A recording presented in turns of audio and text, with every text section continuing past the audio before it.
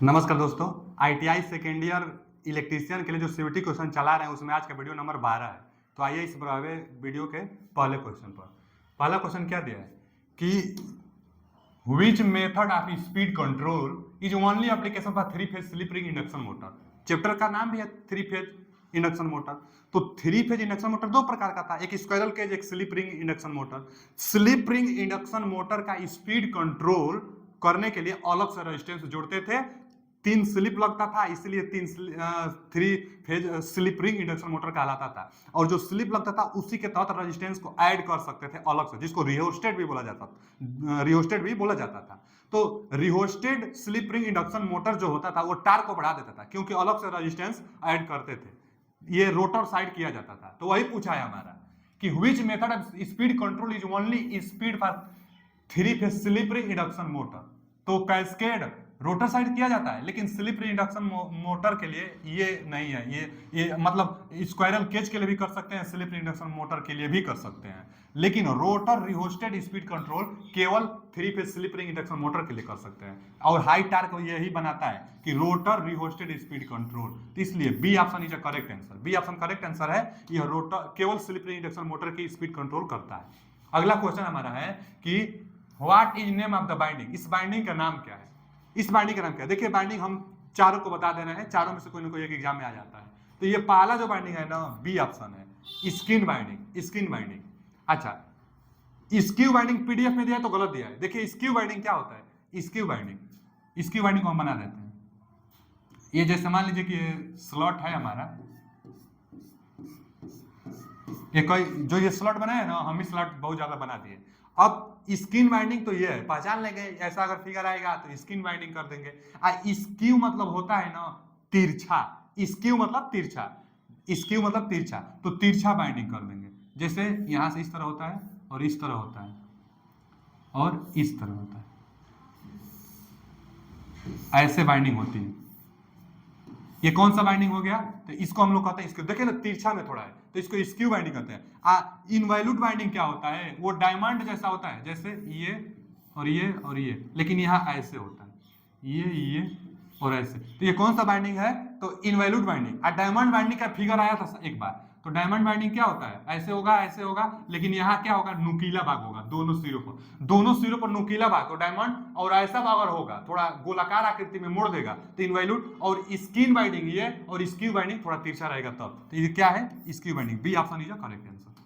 आते हैं अगले क्वेश्चन की तरफ। जो अगला क्वेश्चन है हमारा कि थ्री कलर मोटर बाइंडिंग का नाम क्या है यदि कुंडली पिच पुल पिच से कम है?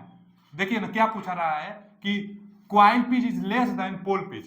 तो शॉर्ट सर्किट बाइंडिंग, मतलब शॉर्ट पिच बाइंडिंग होती है। अगर ज्यादा होता तो ओवर पिच बाइंडिंग, अब बराबर होता तो फुल पिच बाइंडिंग। तीनों बाइंडिंग होता है। तो क्या हुआ कि coil pitch is less than pole pitch. Less than हुआ तो शॉर्ट पिच बाइंडिंग, चाहे कोडेड बाइंडिंग, शॉर्ट कोडेड बाइंडिंग। ज्यादा होता क्वाइल पिच पोल पिच से ज्यादा होता तब फुल पिच बाइंडिंग, चाहे over pitch binding.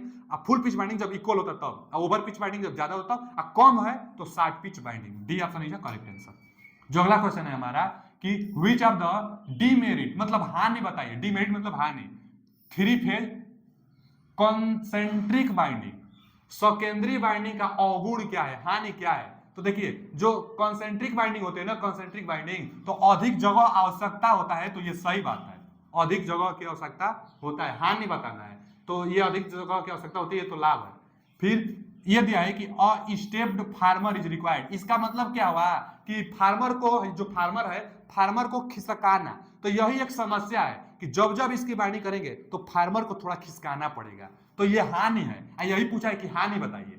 Concentric binding करने के लिए आपको ये लाभ है, ये होता है। क्या होता है कि कनेक्शन आसान बना दे, मतलब कनेक्शन आसान नहीं होता है। फिर आगे दिया अंत में कनेक्शन आसान नहीं होता है। फिर आगे दिया कि कॉइल को समान रूप से आकार देने के लिए अधिक कठिन होता है। तो ये सब सही है, कॉन्सेंट्रिक में ये होता है। लेकिन एक हानि क्या है इसका कि इस बाइंडिंग को करने के लिए स्टेपर फार्मर इज रिक्वायर्ड। एक स्टेप्ड फार्मर की आवश्यकता होती है, जो खिसकाने के, बाइंडिंग को खिसकाने के काम में आता है। बाइंडिंग करते जाएंगे, उसको खिसकाते जाएंगे, बाइंडिंग करने जाएंगे, खिसकाते जाएंगे। और जब फार्मर नहीं रहेगा ना खिसकने वाला, तो बाइंडिंग नहीं हो पाएगी। तो हानि क्या है कि अ स्टेप्ड फार्मर इज रिक्वायर्ड, मतलब एक स्टेप्ड फार्मर की आवश्यकता होती है। अगला क्वेश्चन हमारा है कि थ्री फेज बाइंडिंग के लिए प्रयुक्त आरेख का नाम क्या है। ये ऐसा आरेख देगा और पूछ देगा कौन सा है, तो हम बता देते हैं रिंग डायग्राम होगा। अब कैसे पता चला रिंग डायग्राम, तो देखिए इसमें ना आपको स्पष्ट नहीं दिखाई दे रहा है, लेकिन यह एक से कितना है, 1 से 6 है, 6 में से 1 घटा देंगे तो यहाँ 5 मिलेगा। यहाँ भी 7 है और 12 है, तो 7 से 12 घटा दीजिए 5 मिलेगा। यहाँ 13 है 18 है, तो 18 से 13 घटा दीजिए तो 5 मिलेगा। मतलब हर जगह 5 मिलेगा, हर जगह 5।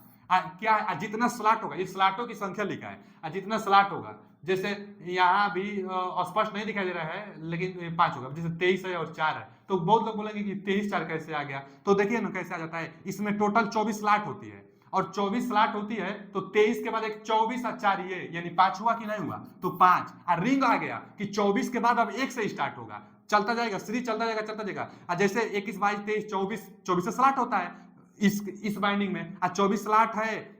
जैसे स्लॉट की संख्या अलग अलग हो सकती है, लेकिन जो रिंग दिया है इस रिंग में 24 स्लॉट है। आज 24 जब आएगा तो 25 नहीं लिखेगा, अब 1 2 3 4 फिर स्टार्ट, एक रिंग टाइप का बन जाता है, इसलिए इसको कहते हैं रिंग डायग्राम। कहीं भी देख लेंगे अंतर समान आएगा, तो ring diagram A option is correct answer.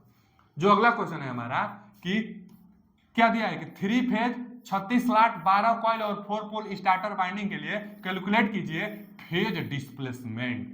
Phase displacement को हम लोग गामा से डिनोट करते हैं, और इसके लिए जो फॉर्मूला होता है 120 बटा में अल्फा, 120 बटा में अल्फा। फेज डिस्प्लेसमेंट को गामा से, फेज डिस्प्लेसमेंट क्या होता है, नहीं पूछता था कि 3 फेज बाइंडिंग में फेज डिस्प्लेसमेंट कितना होता है, तो हम लोग 120 मारते हैं। सिंगल फेज बाइंडिंग में फेज डिस्प्लेसमेंट कितना होता है, तो 90 अंश मारते हैं। उसी तरह इस बाइंडिंग के लिए कौन सा, तो 3 फेज 36 स्लॉट 12 कॉइल 4 पोल स्टार्टर बाइंडिंग में फेज डिस्प्लेसमेंट क्या होगा, तो इसके लिए फॉर्मूला y बराबर 120 बटा में अल्फा होता है। अल्फा चाहिए तो अल्फा के लिए एक फॉर्मूला आता है कि 180 गुणे पोलो की संख्या बटा में number of slot, yes T number of slot, अब पोलो की संख्या। अच्छा 180 गुणे पोलो की संख्या क्या है, इलेक्ट्रिकल एंगल है, तो यहाँ पर इलेक्ट्रिकल एंगल भी आप समझ सकते हैं, तो निकाल लीजिए 180 गुणे पोलो की संख्या कितना है 4 पोल, बटा में स्लॉटों की संख्या, स्लॉट कितना है 36, तो कटा देखिए 4 9 36 9 बार में, और 9 दूना 18 यानी 20 अंश। अल्फा का मान कितना आ गया, अल्फा का मान 20 अंश आ गया, और यहाँ अल्फा 20 रख दीजिए, तो 0 से 0 2 6 12, फेज डिस्प्लेसमेंट 6 स्लॉट, तो 6 slot is right answer, C option इसका सही आंसर है। एकदम इजी क्वेश्चन है, आप समझ लीजिएगा। अल्फा बराबर 180 गुणे पी बटा में स्लॉट, मान भरिए, अल्फा का मान आएगा, अल्फा का मान से घटा दीजिए, 6 स्लॉट आ रहा है इस क्वेश्चन में।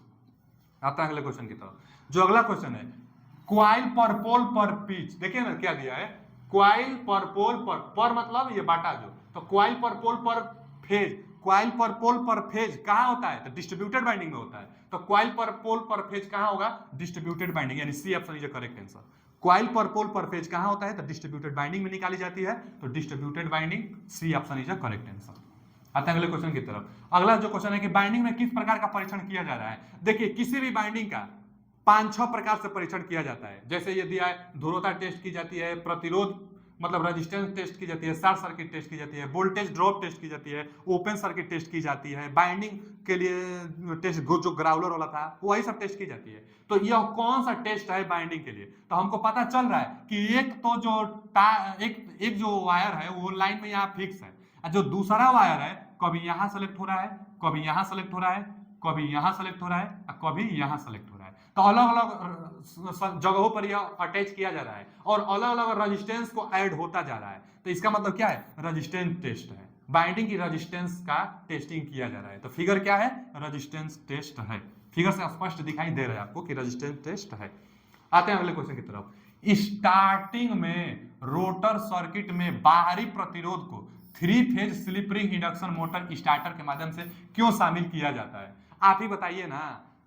3 phase slip ring induction motor में बाहर से रेजिस्टेंस क्यों ऐड किया जाता है, तो टार्क को बढ़ाने के लिए, बाहर से resistance slip ring induction motor में स्टार्टिंग टार्क को बढ़ाने के लिए ऐड किया जाता है। रेजिस्टेंस ऐड करने से स्टार्टिंग टार्क बढ़ जाती है, इसीलिए स्लिप रिंग इंडक्शन मोटर में रेजिस्टेंस अलग से ऐड किया जाता है। स्क्वायरल केज का स्टार्टिंग टार्क कम होता है क्योंकि रेजिस्टेंस नहीं होता है, स्लिप रिंग में रेजिस्टेंस जोड़ देते हैं तो टार्क बढ़ जाती है। तो वही पूछा है कि 3 phase slip ring induction motor में स्टार्टर में मतलब स्टार्टर के माध्यम से क्यों शामिल किया जाता है, किसको, तो बाहरी प्रतिरोध को।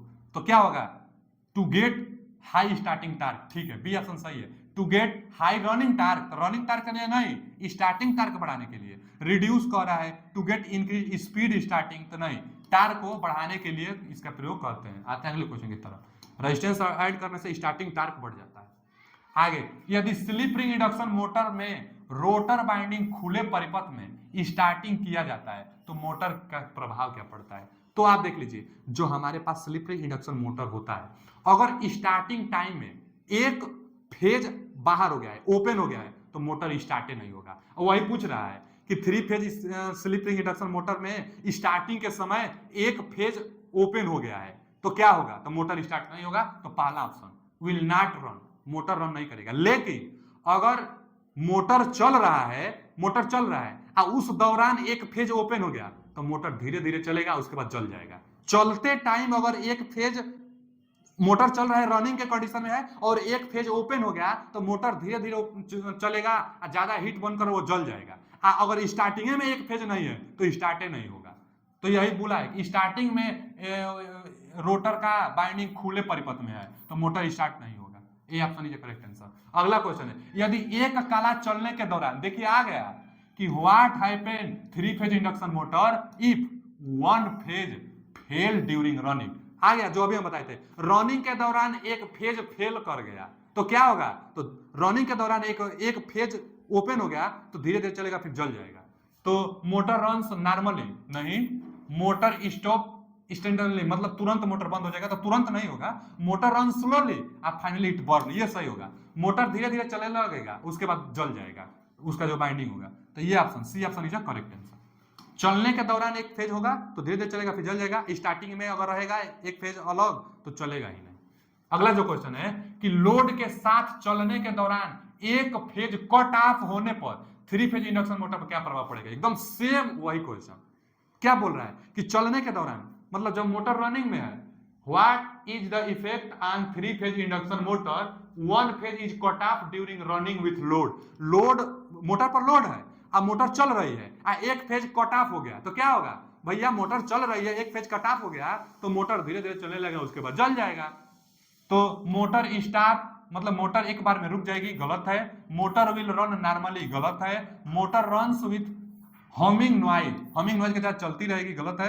Motor will run slow speed, yes. चलने के दौरान एक फेज अगर हमारा मतलब कट ऑफ हो जाता है तो धीरे चलने लगेगा। और but binding will be burn out shortly, मतलब बाइंडिंग जल जाएगी। तो सही बात है, जब मोटर चलता रहेगा तो बाइंडिंग जल जाएगी धीरे होकर, अगर एक फेज हटा देंगे तो। आगे, एकल कलाबद्ध मतलब सिंगल फेज प्रिवेंटर के साथ स्टार्टर चालू नहीं होने पर क्या दोष है? ओहो, what is the defect if starter with single phase preventer does not switch on. मतलब बोल रहा है ना कि एकल कलाबद्ध प्रिवेंटर स्टार्टर चालू नहीं होने पर क्या कारण है? स्टार्टर चालू नहीं होता है तो क्या कारण है? पहला दिया है कि अनुचित कला फेज सीक्वेंस जो है वो गलत है, तो ये सही है, यही सही है, ये ऑप्शन इज करेक्ट आंसर।